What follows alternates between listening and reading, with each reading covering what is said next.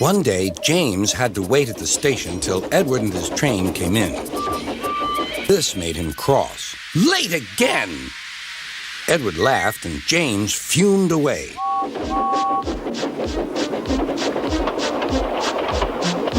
After James had finished his work, he went back to the yard and puffed onto the turntable.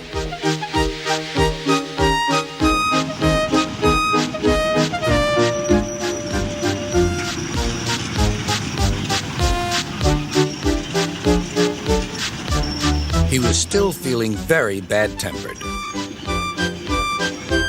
"Edward is impossible," he grumbled to the others.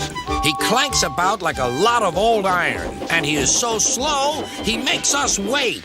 Thomas and Percy were indignant. "Old iron? Slow? Why, Edward could beat you in a race any day." "Really?" said James. "I should like to see him do it."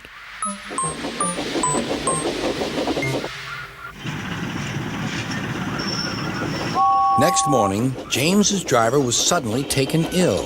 He could hardly stand, so the fireman uncoupled James ready for shunting. James was impatient. Suddenly, the signalman shouted. There was James puffing away down the line. "All traffic halted," called the signalman. Then he told the fireman what had happened.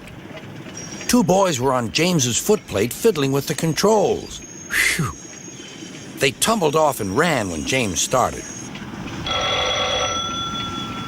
The signalman answered the telephone. "Yes? He's here. Right. I'll tell him. The inspector's coming at once. He wants a shunter's pole and a coil of wire rope." "What for?" wondered the fireman. "Search me, but you'd better get them quickly." The fireman was ready when Edward arrived.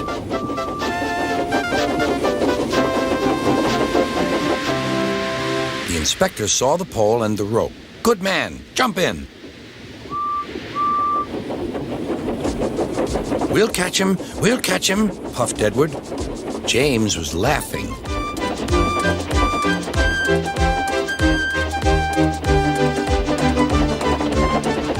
What a lark, he chuckled to himself. Suddenly, he was going faster and faster. He realized that he had no driver. "What shall I do? I can't stop! Help! Help!" We're coming, called Edward.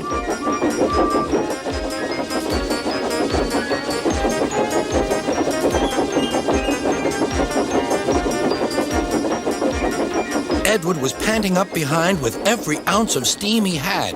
At last, he caught up with James.